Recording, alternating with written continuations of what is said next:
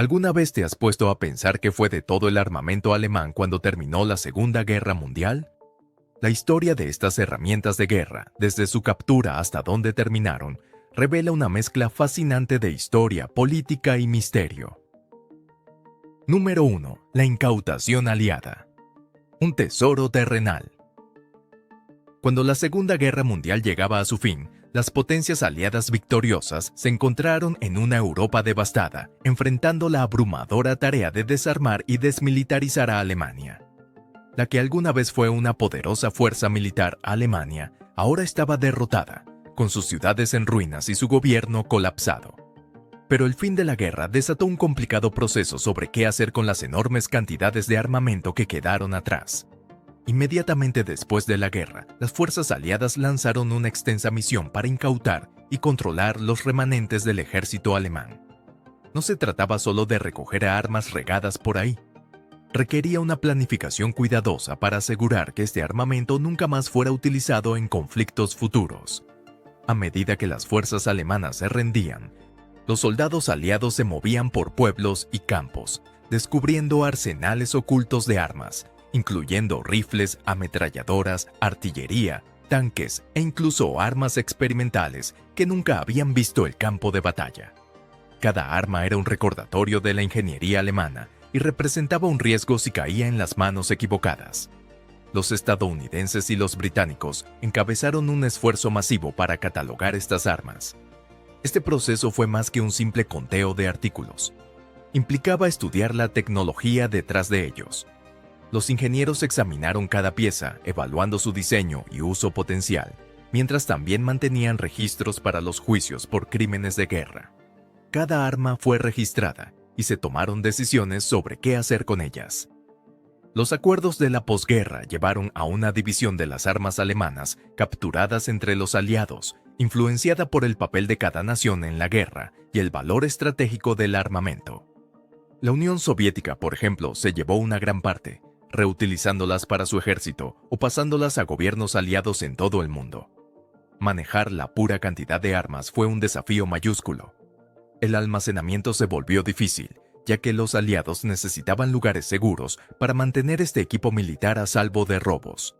También enfrentaron el reto de soldados y civiles alemanes que escondían armas para su propia protección o para una posible rebelión en una época caótica. La incautación y catalogación del armamento alemán impactó significativamente la Europa de la posguerra. Para Alemania, significó perder el control y entrar en un largo proceso de reconstrucción bajo la supervisión aliada. Para los aliados, fue un tesoro de conocimiento militar que prometía seguridad futura para Europa. Esta operación también marcó la pauta sobre cómo el mundo gestiona el desarme después de un conflicto. En medio de todo esto, surgieron historias de tesoros nazis ocultos y arsenales secretos de armas, creando leyendas que todavía hoy capturan la imaginación. Sin embargo, más allá de los mitos, el verdadero desafío era gestionar un arsenal tan vasto mientras Europa transitaba de la guerra a la paz. Número 2. Repartiendo el botín. Los métodos de distribución de los aliados. Con la guerra terminada y las armas del ejército alemán ahora en manos de los aliados, tenían por delante una decisión monumental. ¿Qué hacer con este armamento capturado?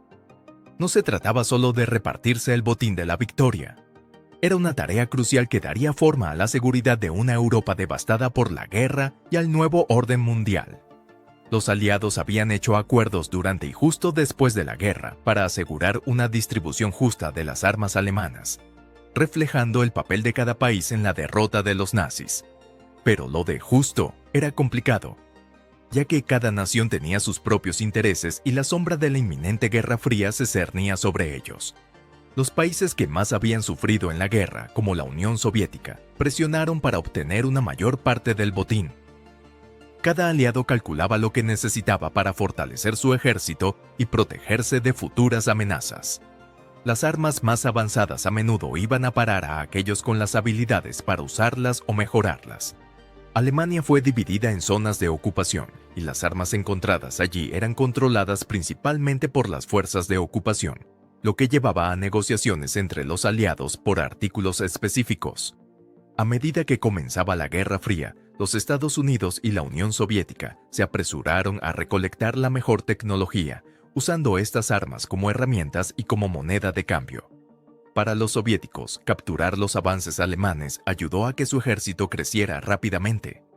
Los estadounidenses y británicos, recelosos de los movimientos soviéticos, estaban igualmente enfocados en obtener armamento avanzado para sus propias estrategias.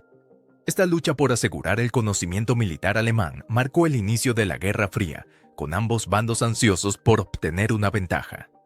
Algunas armas tenían un valor histórico especial o tecnologías únicas, por lo que se conservaron para su estudio o se exhibieron en museos. Otras fueron destruidas para evitar que se les diera un mal uso. Además, algunas armas se enviaron a naciones amigas como ayuda militar para fortalecer a Occidente contra la amenaza soviética. La forma en que los aliados se dividieron las armas alemanas cambió el equilibrio de poder mundial e influyó en la tecnología militar durante los años venideros. Las innovaciones extraídas de los diseños alemanes, como la tecnología de cohetes, impulsaron tanto las aventuras espaciales soviéticas como las estadounidenses. Esta historia en desarrollo destacó el papel clave de la tecnología en las relaciones internacionales, una lección que daría forma a las estrategias militares y las políticas diplomáticas a lo largo de la Guerra Fría y más allá. Número 3. En el frente oriental, el enfoque soviético. Después de la Segunda Guerra Mundial, la Unión Soviética no solo emergió victoriosa, sino que también se convirtió rápidamente en una fuerza poderosa en el mundo. El Ejército Rojo capturó una enorme cantidad de armas y tecnología alemanas, lo que le dio a la URSS la oportunidad de fortalecer su ejército y posicionarse durante la Guerra Fría. Los soviéticos tenían un plan claro para las armas alemanas. Mientras que los aliados occidentales se centraban en aprender de la tecnología, los soviéticos tenían como objetivo poner estas armas en uso de inmediato.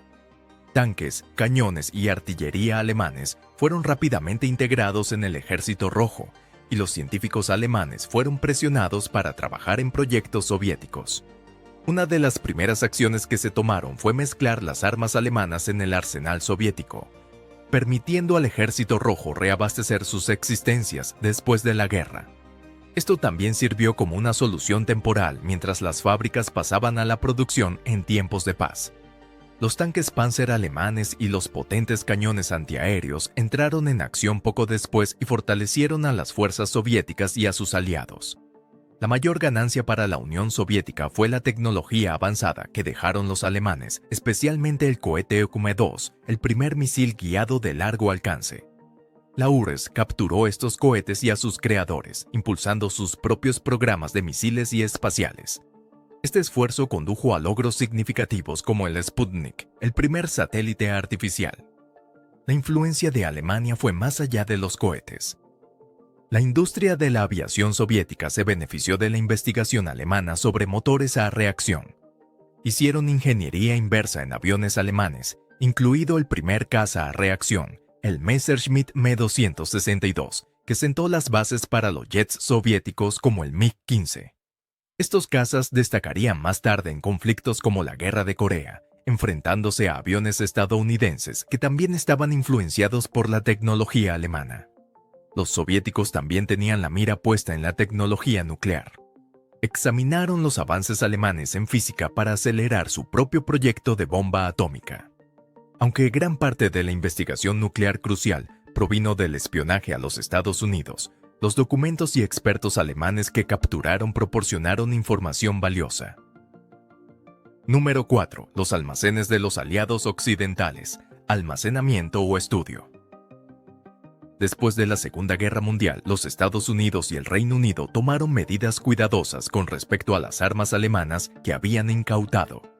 A diferencia de la Unión Soviética, que rápidamente puso estas armas en uso, Occidente se centró en almacenarlas y examinarlas. Vieron este armamento como un riesgo y a la vez una oportunidad para aprender. Una vez que terminaron los combates, grandes cantidades de armas alemanas fueron enviadas a sitios de almacenamiento seguro en los EU y el Reino Unido.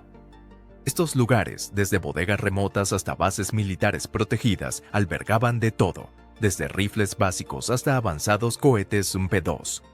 El objetivo principal era claro: mantener estas armas seguras para garantizar que no causara más caos en una Europa ya inestable. Pero los aliados occidentales querían más que solo almacenarlas. Las armas alemanas contenían tecnología valiosa que podría darles una ventaja.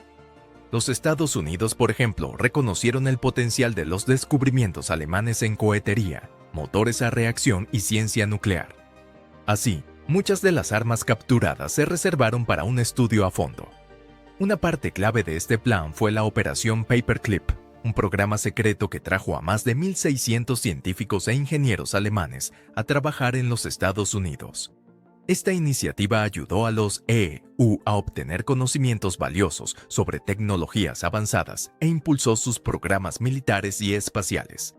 Los británicos también aprendieron de la tecnología alemana, especialmente de los motores a reacción y los diseños de aeronaves. Examinaron de cerca los cazas a reacción Messerschmitt, M-262 capturados, lo que ayudó a dar forma al desarrollo de los jets británicos durante esos años. Uno de los ejemplos más significativos de este esfuerzo fue la investigación estadounidense y británica del cohete INPO-2. En los EE-UU, estos cohetes se utilizaron no solo para su estudio, sino también para lanzar experimentos que recopilaron información sobre vuelos a gran altitud y condiciones atmosféricas. Algunas armas alemanas incluso se adaptaron para fines de entrenamiento. Al usarlas, las fuerzas aliadas podían comprender mejor las fortalezas y debilidades del enemigo, lo que mejoró sus propias tácticas y su preparación para cualquier batalla futura que involucrara tecnologías similares. Número 5. De enemigos a aliados. La reconstrucción de la defensa de Alemania. La historia del ascenso de Alemania Occidental desde la derrota hasta convertirse en un poderoso defensor de Occidente durante la Guerra Fría es una de decisiones difíciles, sanación y reconstrucción.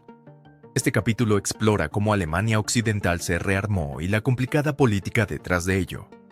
A raíz de la Segunda Guerra Mundial, mucha gente no podía imaginar el rearme de Alemania, aún atormentada por los horrores de la guerra.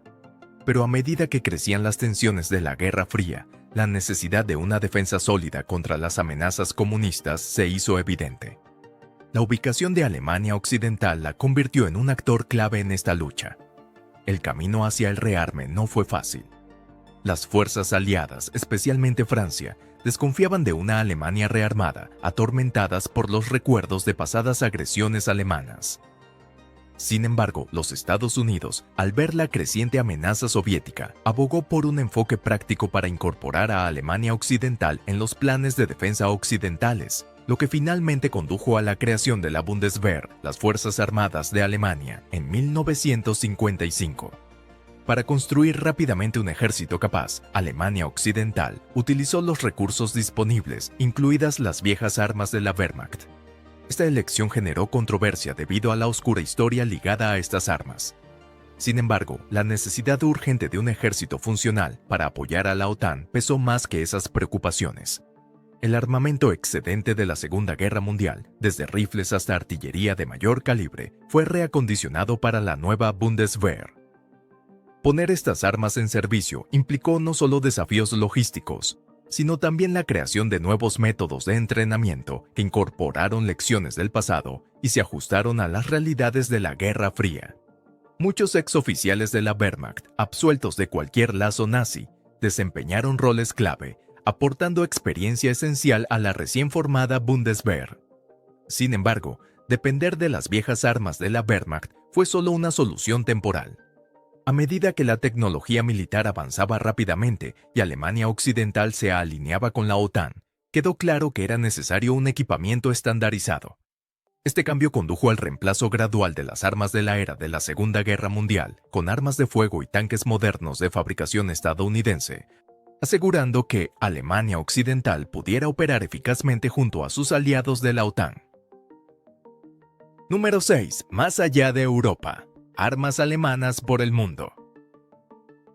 Después de la Segunda Guerra Mundial, las armas alemanas no se quedaron solo en Europa.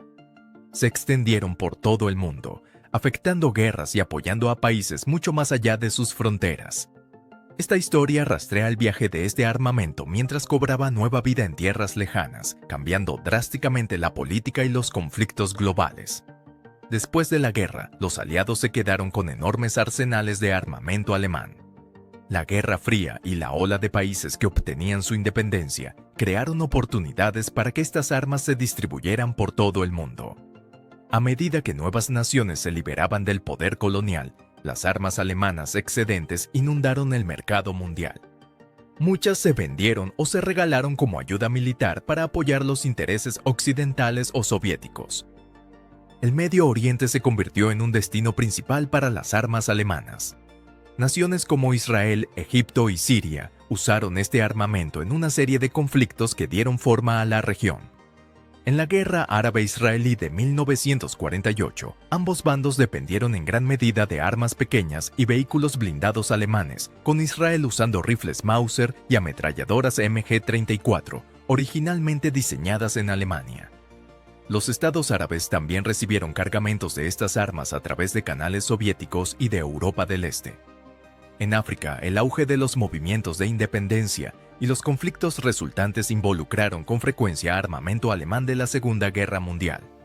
Países como Etiopía, Angola y Mozambique lucharon contra el dominio colonial y en conflictos internos usando rifles, ametralladoras e incluso artillería de antiguos soldados alemanes. Estas armas se convirtieron en símbolos en la lucha de África por la libertad y formaron parte de las batallas de la Guerra Fría en el continente. Las armas alemanas también llegaron a Asia, desempeñando un papel en conflictos clave de la Guerra Fría. Durante la Guerra de Corea, las fuerzas norcoreanas y chinas usaron armas alemanas capturadas contra las fuerzas de las Naciones Unidas.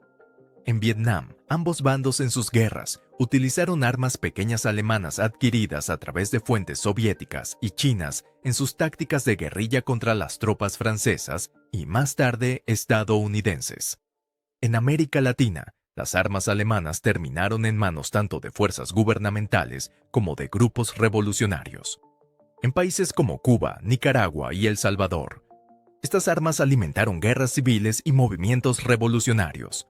A menudo llegando a través de rutas indirectas, se convirtieron en parte de las batallas ideológicas entre insurgentes de izquierda y dictaduras de derecha, muchas de las cuales contaban con el respaldo de los EU o la Unión Soviética. La propagación mundial de las armas alemanas de la Segunda Guerra Mundial dejó una huella significativa en los conflictos de la posguerra, alimentando luchas políticas y cambiando la naturaleza de la guerra en diferentes regiones. Su durabilidad y amplia disponibilidad aseguraron que continuaran impactando conflictos mucho después de su creación. Este viaje de las armas resalta las profundas conexiones dentro de la política y los conflictos globales después de la guerra, ilustrando cómo las sombras de la Segunda Guerra Mundial perduraron en las batallas y luchas de poder que se desarrollaron en la segunda mitad del siglo XX. Número 7. Los coleccionistas y museos, preservando la historia. La historia de las armas alemanas de la Segunda Guerra Mundial es más que solo batallas. Se sumerge en la memoria, el aprendizaje y la ética a medida que estas piezas de la historia se trasladan a museos y hogares privados. Este cambio de herramientas de guerra a tesoros históricos cuenta historias poderosas sobre el recuerdo del pasado y la comprensión de las complejas emociones ligadas a los objetos de guerra. Después de la Segunda Guerra Mundial, los países enfrentaron la enorme tarea de la reconstrucción. Millones de armas alemanas se convirtieron en artefactos importantes, encontrando un hogar en museos de todo el mundo. Estos lugares, desde grandes museos nacionales hasta pequeñas exhibiciones locales, se esfuerzan por contar la historia detrás de estas armas, situándolas dentro de la historia más amplia de la guerra. Los coleccionistas privados también juegan un papel clave en resguardar estas armas. Para muchos, coleccionar memorabilia de guerra no es solo un pasatiempo. Es una pasión por salvar piezas de la historia que podrían desaparecer para siempre. Estos coleccionistas a menudo dedican tiempo y esfuerzo a autenticar y restaurar estos artículos, a veces desenterrando historias olvidadas o nuevos conocimientos sobre la tecnología de la época. Aún así, coleccionar armas alemanas de la Segunda Guerra Mundial plantea preguntas difíciles. A algunos les preocupa que poseer y exhibir estas piezas pueda glorificar la guerra y los regímenes crueles que las usaron. Los críticos expresan su preocupación de que esto pueda simplificar en exceso o romantizar un capítulo brutal de nuestra historia. Los museos y coleccionistas deben navegar estas cuestiones delicadas y representar los verdaderos orígenes y el sufrimiento vinculado a estos objetos. Quienes apoyan la colección de memorabilia de guerra argumentan que estos artefactos tienen un papel importante en la educación. Creen que al preservar y exhibir las armas de guerra alemanas, los museos y coleccionistas pueden ayudar a la gente a comprender mejor la guerra, sus raíces y su impacto. Con una curaduría y una narrativa bien pensadas, estos objetos pueden provocar reflexiones profundas sobre el conflicto, el sufrimiento causado por la guerra y la necesidad de recordar la historia para prevenir futuros horrores. Cuidar de las armas alemanas de la Segunda Guerra Mundial para museos o colecciones privadas requiere una gran habilidad y atención. Los expertos lidian con problemas como el óxido y el deterioro y manejan con cuidado piezas potencialmente peligrosas. Esta cuidadosa preservación no solo mantiene los artefactos a salvo para las generaciones futuras, sino que también implica una investigación que mejora nuestra comprensión de la tecnología y la logística de tiempos de guerra.